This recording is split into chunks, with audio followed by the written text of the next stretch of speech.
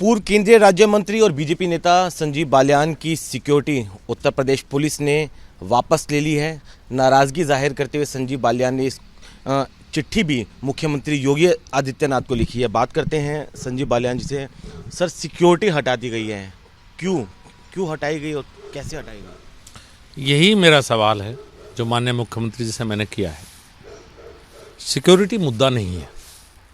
जो अपमानजनक व्यवहार मुजफ्फरनगर के पुलिस के अधिकारियों द्वारा किया गया, जिसकी वजह से मुझे थाने पर धरने पे बैठना पड़ा और धरने से उठने के तुरंत बाद सिक्योरिटी को बुलाया गया। मुद्दा यही महत्वपूर्ण है कि क्या कार्यकर्ताओं के साथ इस तरह का व्यवहार होगा इस सरकार में? हमारी सरकार और हमारे साथ ऐसा व्यवहार? तो बात व्यवहार को और क्यों और कैसे को लेकर है।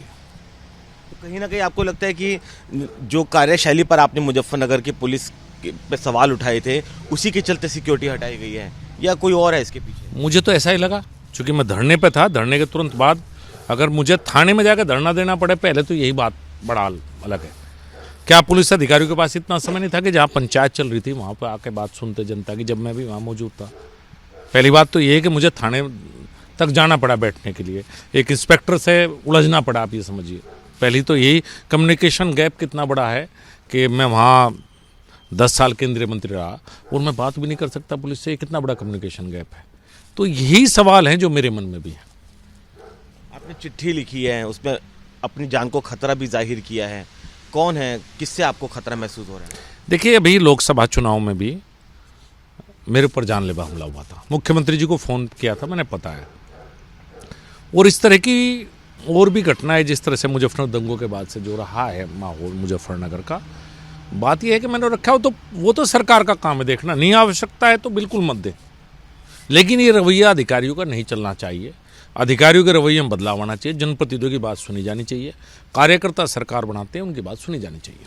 तो आपको लगता है इसके पीछे कोई बड़ी साजिश भी हो सकती है, जो आप खतरा, अपनी जान को खतरा बता रहे हैं और आपकी सिक्योरिटी जो है वो स्टेट गवर्नमेंट ने हटा ली? देखिए, ये बात सब करना प्रदेश सरकार के पास अपना पूरा सिस्टम है, नेटवर्क है। मैंने माननीय मुख्यमंत्री से निवेदन किया है, अब जो भी निर्णय है वो ले इस पर। लगता है आपको इंटरवीन करेंगे और फिर कुछ सॉल्यूशन निकलेगा?